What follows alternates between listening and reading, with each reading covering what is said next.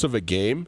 But if you just have to have it in one moment at the end, Jarek Harding's the guy you want more than Harold Frey. And Harold Frey has had plenty of his shots to make late, and he has come through in those situations. Jarek Harding, though, is everybody knows that it's going to him, best scorer in the Big Sky Conference, period. So with that in mind, that's one reason. The other reason is this. It's Randy Ray and Weber State. Right. I mean, you're talking about the precedent and the program, is there. And for Montana State, what are they year in and year out? 6-6, and they are again. And Danny Sprinkle, who we're thrilled about Danny. We're going to have Danny Sprinkle on here in just about 15 minutes. He's great. We like him, and I like the way he's going with this program. I do too. He's coached 20 games at Montana State. He's just getting his feet wet in this thing. So, yeah, if you're going to sit here and go, well, what's the projection down the line? It's that, and the depth anyway is better at Weber State probably in general than it is at Montana State right now. And there's guys that I really like with the Cats. I mean, I think Jabril Bello is a good to very good big right now, probably better than any big that Weber State's got. But there is no Cody John that exists at Montana State. There just isn't. That guy ain't there. And that's it. What you're saying is true. I believe that, definitely. But the reason I think that Weber State's significantly better than Montana State is because of Cody John, not Harding. Right. Cody John's way better than any number 2 that Montana State's got. And you're absolutely right. I mean, Jarek Harding, you're going to be thrilled if you either got him or Harold Frey on your team. And I'm not saying those two cancel out per se, but they're both top shelf number 1 dudes, period. Right. The next best guy by far, and then a couple of tiers to the fourth guy is Cody John. Score it out for me. Montana State's remaining schedule. They got Idaho State at home on Thursday. Win? So, yes. Weber State at home Saturday. I'll take Weber State in that game. Okay. So they're 1-1. They swept this trip on the road. By the way, they went to Ogden and won for the first time in a decade, and handled Idaho State, well. And so that's a good thing. And if Montana State was to sweep this and get to 8-6, that would be huge. But I think that Weber State is probably going to be coming for the Cats in Bozeman. At Portland State, 2 days before hosting the Grizz. I like Portland State. The Grizz in Bozeman. I like the Grizz. At Sac State. They win in the nest.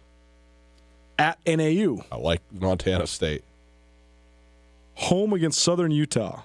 It's a game. It's the game. It's a game right there. That game's going to probably be for between 4th and 6th place. Yep. Huge game. I don't know. We'll call it a coin flip. Coin flip. Northern Colorado on Harold Frey's senior night. In Bozeman? Mm-hmm. Man. That might be the most fun individual matchup to watch this whole season, is to watch Jonah Radabaugh try and shut down Harold Frey in Bozeman on his senior night. I mean, that give me all that you got. Let's play back-to-back of that thing. It's a heck of a final way. I mean, the fact that they're at home, I mean, what if they split that last homestand? Right. They're 10-10, right? 10-10. According to what I've put them at. 10-10. So that's the 6 of the 7. Yeah. I mean, I think they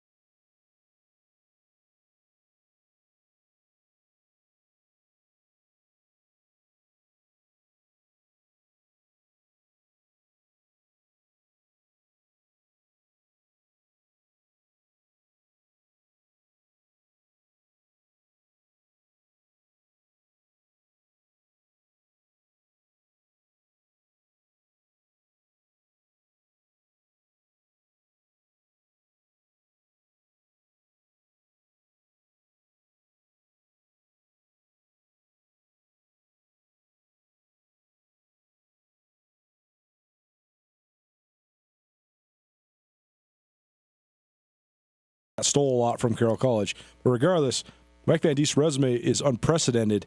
But after he won that 6th national championship, then every time there was any opening in either of the Montana schools, Mike Van Diest's name came up. Mike Van Diest was in the mix at Montana State when they hired Rob Ashe back in 2007, but they ended up hiring Coach Ashe.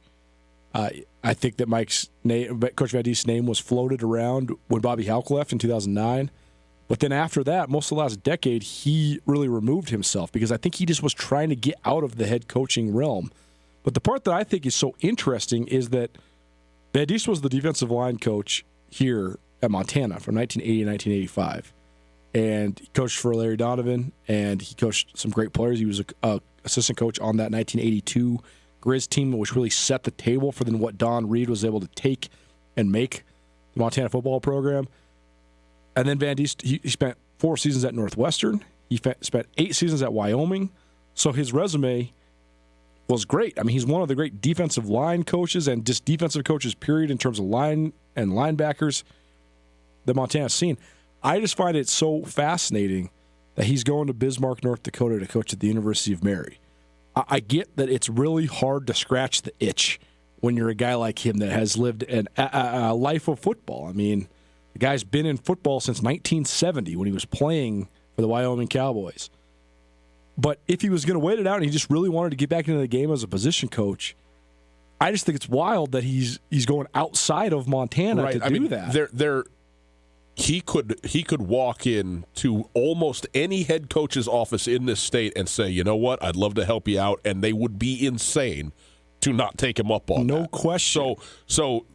He's got a resume which carries all the leverage you could possibly have to sort of call your shot, and that's why I think there's often more going on for decisions that are made like this than what we're privy to. Certainly. And it seems like perhaps there is some of that, whether there's a family tie, whether there's who knows what, he's at a point where he's likely he's had grandkids, something like that going. Who knows what's going on? He actually had his kids a little bit later in life. So the main reason when he said he retired was that his son was a junior in high school, and he said his son was a hockey player, and as we know, youth hockey is massive amounts of travel. And he said, I just want to watch my son travel around and play hockey. I guess the thing, though, too, is you look at a guy like Mike Van Diest, and many, even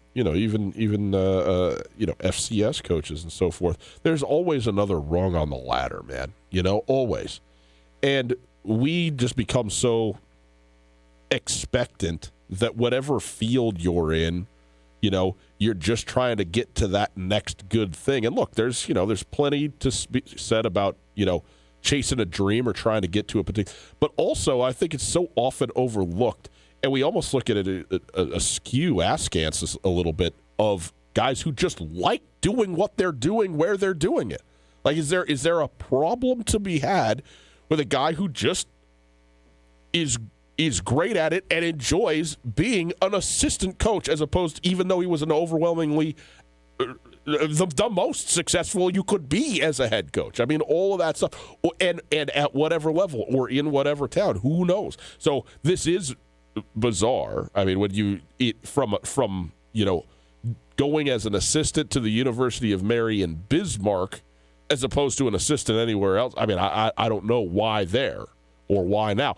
Well, the two connections are, first of all, I mentioned the Dale Lennon connection in the Sports Center, and Dale Lennon was the one that he led North Dakota to the Division II national championship, and I think it was either 2000 or 2001, but they went to, I think, 3 straight national championship games at the Division II level. Yeah. North Dakota, for years and years and years and years, has hung their hat on their high-pressure 3-4 defense. Mike Van Diest also ran that defense, so I think him and Dale Lennon crossed paths in coaching clinics, trading notes on what's the best ways to run fire zone blitzes out of the 3-4, stuff like that. Yeah. But the other thing is the University of Mary recently hired Craig Bagnell as their head coach, I think before the 2017 season, so this will be his 3rd year.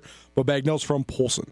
So I think there's a local connection there as well. But I don't know. It's interesting. Van Diest, it seems to me, has always shied away from maybe being in the brightest of bright spotlights like you were saying. I mean, I think that he's always liked maybe the smaller level of football, but it just struck me, this news struck me because a couple weeks ago, we haven't even mentioned this on the show, former University of Montana defensive coordinator, as well as former Northern Arizona head coach Jerome Sowers, took a job as a position coach at Southern Oregon. Right. And I think it's indicative of, and there's a parallel there of how hard it is to really grow out of football. Yeah. If you're still a relatively young guy, I mean, Coach Showers is not yet 60. He took a couple years off, but he obviously missed it. But I also think that there is a little bit of what you're saying. I think reverting's the wrong word. Going back to your roots. I mean, Coach Showers is going to coach secondary. It's a lot less high stress than being on the hot seat in Northern Arizona forever. And the last thing that I think about at the University of Montana, Coulter, there's 3 coaches for sure, and maybe more like 5 or 6 assistant coaches for the Grizzlies who have been lifers in football and are into and well past the middle portions of their careers. And some guys, this might be the last stop on that career train. Okay? We almost never even see, to say nothing of speak with, the assistant coaches at the University of Montana. Right. Protocol. How much of, it's by design, and you go, well, people are like, well, what kind of, why doesn't Bobby Houck want his guys? I think a lot of these guys wanted that. They wanted to say, let me show up, do the football that I love, and go home. Okay? This is the greatest thing in the world. I live in Missoula, Montana. I'm coaching these kids, doing the football thing, having a blast, and then I go out to eat and nobody accosts me. And I don't have to sit up there and think of things to say to Tootell and Nuanez every day, whatever the thing is. And they, at some point, when high school kids come on this show, when college kids come on this show, generally they're great. You know why? They love being here. They can't wait to be on ESPN radio, on whatever the thing is, okay? Sure. And that's fantastic. Other guys, there's a reason there's writers in these contracts where they get paid to do media, because it's a necessary part of the job, but also it becomes laborious over time. How many of these do I need to do? And some of these guys are just like, you know what? I'm good. Let me do some football. Let me do some basketball, and let me get on with my life. And that I totally respect. Well, and it's a great point, because you could say, quote unquote, just the defensive line coach at Montana or Montana State. There's no question that like Byron Hout and Barry Sachs were going all over the country recruiting the last couple of weeks and months. Maybe Coach Van Diest doesn't want to do that. And when you're at a D2 school, your recruiting territory is not that far flung, especially when you're in Bismarck, North Dakota. I mean, the University of Mary, to my knowledge, is the majority of kids from Montana and North Dakota. D2? They're D2. University of Mary? Okay. But, I mean, the roster is made up of a majority of kids from North Dakota and Montana. And so you don't have to go all over the place. It's not the recruiting, the dead periods and when and how you can recruit guys and National Signing Day and all this stuff that I think a lot of old school coaches are really annoyed by. I agree. I mean, I don't know Coach Van Diest very well, but I do know him a little bit, and I know that he's about the last guy that's into the Twitter graphics and I'm so blessed to receive my 11th offer from Southwest Alabama State. He's not into that stuff at all. And so, maybe it does make more sense than we're letting on. Tootell Nuanez, 102.9 ESPN Radio. Certainly, regardless, our absolute best to Coach Van Diest, who's a legend, a complete legend. Let's do some basketball, Coulter, here just for a couple minutes. We're going to give you, in about 10 minutes from now, tickets to the Grizzly-Weber State basketball game. This turns out to be a big, big game. Weber State has won 4 of their last 5. They started that winning streak in Weber, in Ogden, with a win over Montana. Yep. And they got that W in overtime, and that has really proved to be a catalyst. We say it's a catalyst. It was the first win of several wins, 4 and 5, mostly, I think, because they're getting healthy. But now, Montana, certainly doesn't want to be swept by a team, and it's once again Grizzlies Weber State, which is always a huge matchup in men's hoops in the Big Sky Conference. And so this is an exciting basketball game here on Thursday. But Coulter, here's what I want to know about the Grizzlies, okay? They're now 10-3. Eastern Washington's 9-3, a half game behind, but they hold, obviously, the 2-game head-to-head over Eastern. So it's almost like being a game and a half up, and then they are a game and a half up on Northern Colorado, but Northern Colorado has the W against Montana. They have not played in Missoula yet. The Grizzlies, Coulter, you ready for this? Are 4-9 on the road this season. Right. They are 10-1 at home, and the one loss was to Montana Tech of all teams. Right. Shout out. Okay. The Ore Diggers, good for you. But they are undefeated in Missoula against Big Sky Conference play, but also, or in Big Sky Conference play, but they're also, I believe, 4-3, or even 3-3 or 2-3 on the road in the Big Sky Conference. Is there cause for concern, particularly when you know the Big Sky Conference is going to be played on a neutral site, okay, but not in Missoula if you're the Grizzlies? Well, certainly. I mean, I think winning on the road is a learned skill, certainly. And I think that's a skill that Montana still hasn't quite captured yet, although their best win of the year is on the road at Eastern Washington, and that is the only Big Sky game Eastern Washington's lost at home. So they've proven they can do it. Now they just have to prove they can do it again and again. We did this with the Cats in segment 1, scoring out the rest of their games. Yeah. Let's do it with the Grizz real quick. Okay. Montana's got Weber State on Thursday. This is going to be a great game. I can't wait for this game.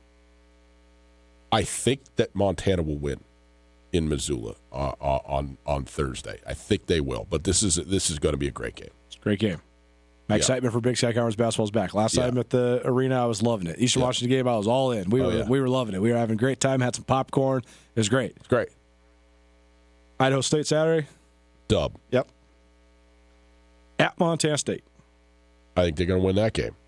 Northern Colorado at home in Missoula. A little chance for redemption for one of their road losses that you're talking about. I think they win. Here's the thing. You start talking about, well, are they going to win 4 in a row, 5 in a row, 6 in a row? This sets up for them because they have these two. If they can beat Weber on Thursday, I think they certainly will beat Idaho State on Saturday. Yep. Then they have a week off to go play Montana State, who also has to play at Portland State on Thursday too. That's right. This does not it didn't set up well for the Grizzlies the first time around. They still got the win. Montana State, the same thing. They got to go to Portland State and then come back. So then they have the week off, the full week to Saturday to get that game, get ready for it. And I like Montana's chances against the Cats on February 22nd. And then they have another week before not a week, but 5 days, right, before the Northern Colorado game. It's not a Monday, is it? It's a Thursday game? It's a Thursday. Which you know that Travis DeCure is going to be lighting fires throughout the week, regardless of outcome for that Northern Colorado game, which, by the way, depending on how things shake out, it's going to be a very important game, period. It's almost certainly going to be a game that you want to separate. Because here's the thing we talked about off air when it comes to the way this sets up. We talk about the top 4 seeds, and you just got to get a bye. But if there are, which you and I think are in agreement on, basically the 3 best teams in the conference, which is Montana, Eastern Washington, and Northern Colorado. If you're the top seed, regardless of who you are of those 3, you place yourself on the opposite side of the bracket from the other 2, presuming they become the 2nd and 3rd seed. Yes. So if you are and Eastern Washington's knocked out the 2 seed at least once in the last 2 years. The 2 seeds got knocked out. Montana hasn't had to play the 2 seed. Right. They played Eastern in the championship as the 3 seed. Right. 2 years in a row. So the reality is, and obviously so much can happen. Okay, get it. But the point is if you get into the Final Four and it's the top 4 seeds, the 2 versus 3 game is a coin flip game with these 3 teams playing in it on a neutral site, you would think. And you don't want to have to play either Eastern Washington and then Montana, or Eastern Washington and then Northern Colorado if you're the Grizz, or any one of those scenarios. If you could be the 1 seed, you're going to play whoever the 4 seed is, which is going to be no cakewalk. I mean, we understand that. And you probably would want a different seed than the seed that plays Portland State if you're the Grizz, right? Right. And I think all of these teams probably point to a nemesis, right? Mm-hmm. Like a team that's on their list that for whatever reason plays better against them. For Montana this year, it's Portland State. Right, like the Cats don't want to play Eastern. Eastern whipped the Cats both times. Totally, exactly. So you can't pick the way that stuff shakes out, but just in general, it matters this year in particular to be that top seed. If it was a clear-cut top 4, maybe it wouldn't matter as much, actually. Sure. But because there's a clear-cut top 3, it does. The Grizzlies versus Northern Colorado in Missoula is, again, going to be a great game. I'll take Montana at home. I mean, they're undefeated at home, and they will be geared up to play in that game and prove Northern Colorado not wrong, but to get a split with them on the season. So I'll go a win. Jonah Radabaugh is the biggest X factor in the league, in my opinion. His impact as an X factor is not as great against Montana because they're so versatile offensively, and because Jonah Radabaugh overwhelms all the great on-ball guys in the league with his size. Because he's athletic enough to go. I mean, he's 6'4", and he's athletic enough to guard Harold Frey and Jarek Harding and Trayvon. Now, I don't think he's 6'4". I'm not buying that, but he is bigger than most of them.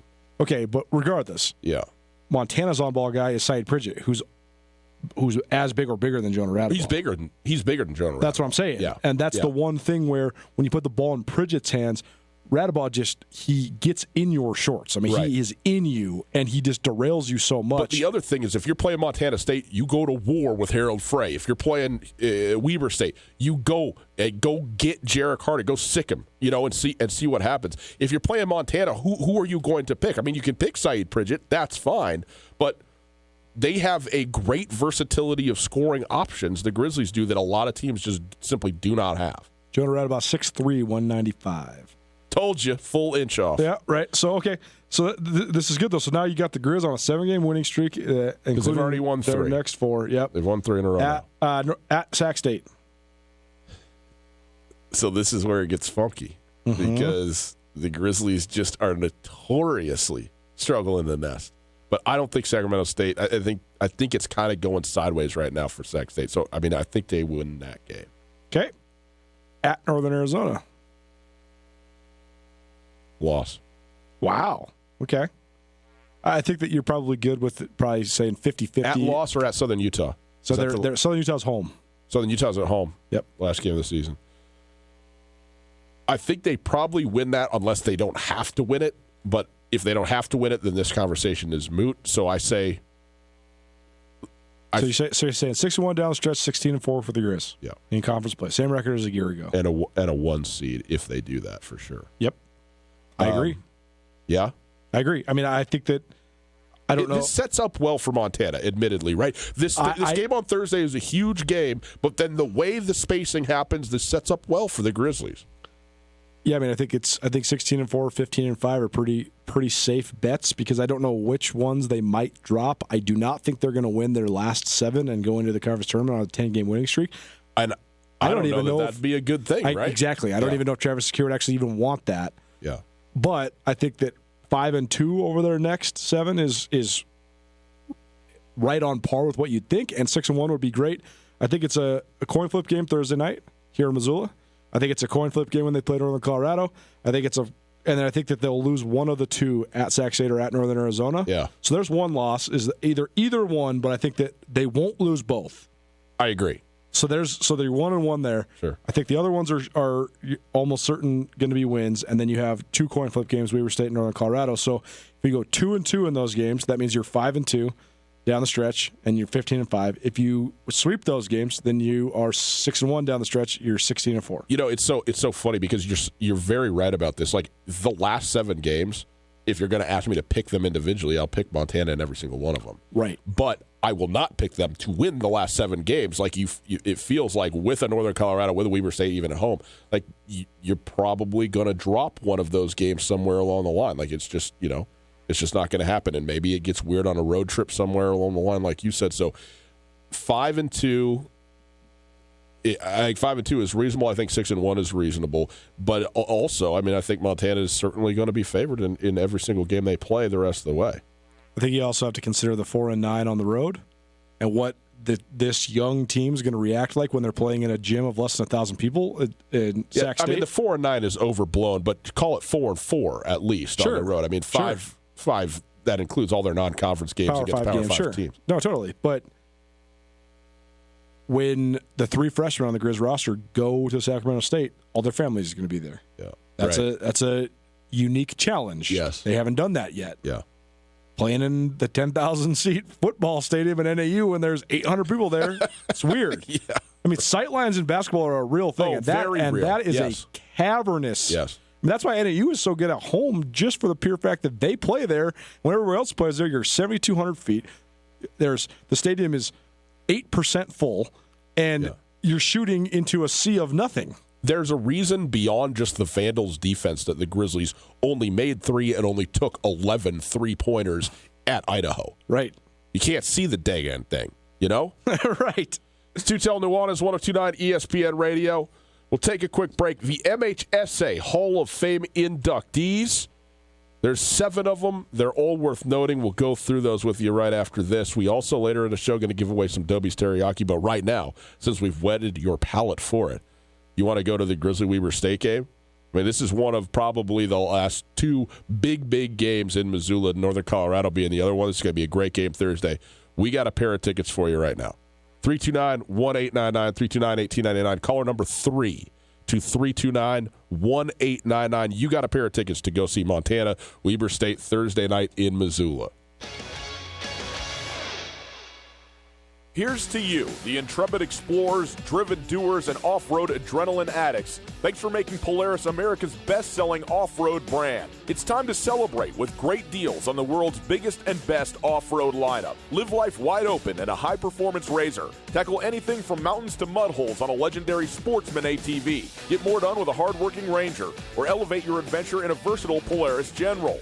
Now's the time to find your perfect ride. With financing as low as 3.99% APR for 36 months and savings up to $3,500 during the Polaris New Year's sales event at Kurtz Polaris, 2904 West Broadway in Missoula and Highway 83 in Sealy.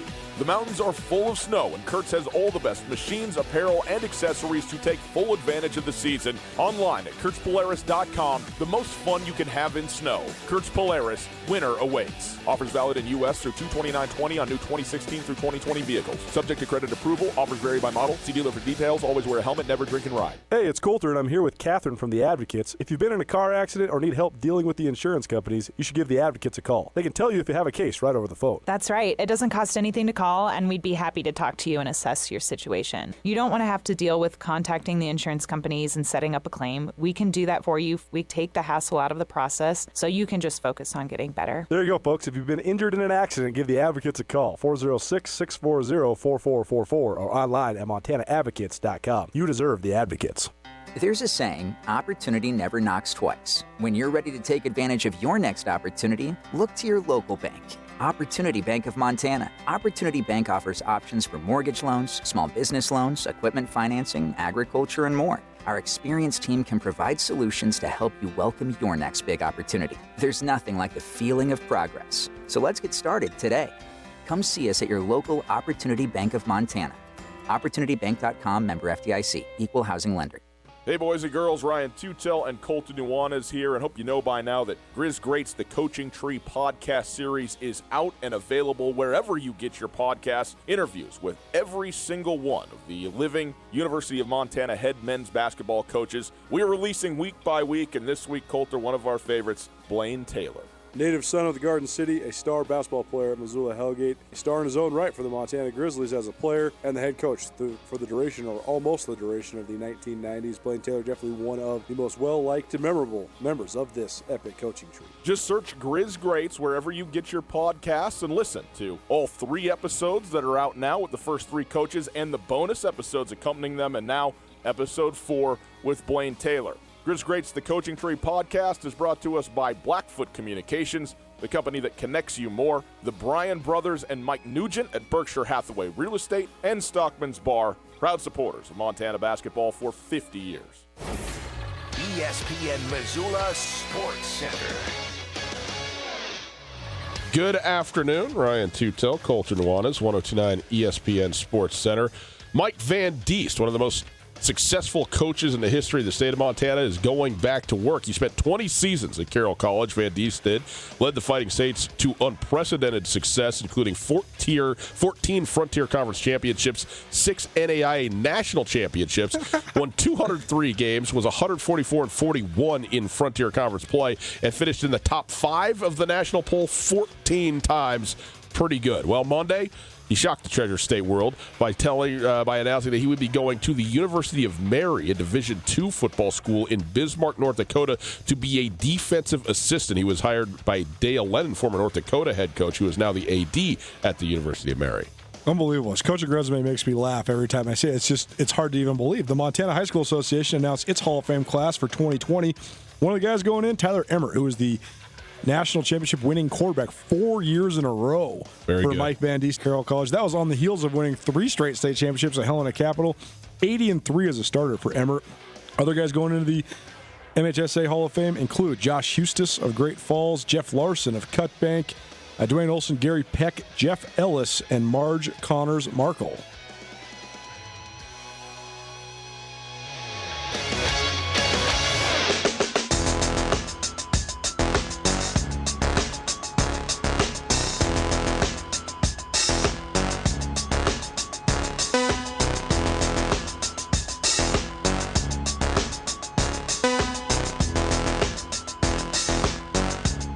It's time to talk about some Hall of Famers. It's time for the MHSA. It's Tootell, Nuanez, 102.9 ESPN Radio, SWX Montana Television. You want to call 329-1899, the phone number. All guests join us via the Rangish Brothers RV phone line. Want to remind everybody that we got some giveaways coming up for you. Korn coming to Missoula with Breaking Benjamin on February 23rd at the Adams Center. We got tickets for you to go see Korn. That's very good. And Coulter, we also got a nice little Valentine's Day package for the boys and girls out there to give to their significant other. That's right. Stay tuned. Tomorrow we're giving you a $50 gift card to hook up your lady friend or your man friend or whatever it might be at Kindred Skin and Soul downtown Missoula. They do a great job down there with manicures, pedicures, facials, nails, the whole works. When you've been in relationships and Valentine's Day rolls around, have you gotten things? Oh, dude, I've never had a girlfriend on Valentine's Day. No, I don't believe that. I gave my 6th grade girlfriend a card and flowers, and she said, no, I don't want those things. And I have not had a Valentine's Day person since. I've had girlfriends. They've been on and off a lot of the time, and most of the time I made sure to navigate the no girlfriend between Christmas and February. Is that right? Mm-hmm. Okay. So Friday, just in case my lady friend is listening, I will celebrate Valentine's Day with my first Valentine. Well, that's good. Here's my thing is I my wife and I made it, pretty clear early on I wasn't going to be participating in the Valentine's Day.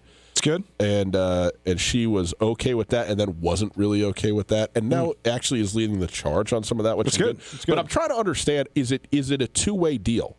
Because I feel like on an anniversary, right? Yeah, there's a sort of an exchange that happens there. Right. But I feel like on Valentine's Day, often it's the man romancing the male woman. side of the thing going. It's kind of a one-way street. All I'm saying is, if you'd like to give me a facial, because I enjoyed mine very much, I would take that. You know what I'm saying? Absolutely. And not necessarily you specifically, but I'll take it for whoever. Anybody give me a gift card to go down there, Kindred Skin and Soul. Stay tuned tomorrow. We'll be giving it away. So we'll hook you up. All right. Just like we always do. Coulter, let's do Prep Extra segment, shall we? It's brought to us by our friends at the Farmers State Bank. Again, Farmers State Bank giving away $10,000 scholarships to 10 different seniors around the state of Montana. Go on to farmersebank.com right now to find out and learn more. You have until March 15th to get this thing done, so go find out. This is a great deal that they're doing. Coulter, we listed the 7 folks that have been elected to the MHSA High School Hall of Fame, and you want to go through all 7 of these folks? I mean, they're all great. Josh Eustis, as you mentioned, probably the most famous, the most notable in terms of what he went on to do. Basketball player from Great Falls, went to back-to-back state championships, won back-to-back state championships with Great Falls CMR, then goes on to play at Stanford, and then goes on to be a first-round draft pick in the NBA. Pretty good. He's now playing for Bayern Munich? Is that what we said? Yep. Internationally in Europe, but certainly, I mean, is he the best basketball player in terms of how it went to come from the state of Montana at the high school level? No. Larry Krastoviak. Okay.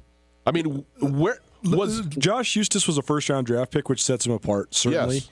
But then he bounced in between the NBA and the D League, and then overseas, and then back to the NBA. Right. He's gotten his shots for sure. And Larry Krasovak was by no means like a headliner type all-star guy, but he was in NBA rotations for more than a decade. His career as a professional, as an NBA professional, is certainly the best Larry Krasovak's is. But I'm just wondering about, in terms of, you go to Stanford, is he the all-time leader in blocks? In block shots, as well as scored 1,000 points. Isn't it crazy that Josh Eustace is the all-time? The Lopez twins, for crying out loud, went to Stanford. He's the all-time leader in blocks, and then as a first-round draft pick. That's really, really remarkable. In any case, so he's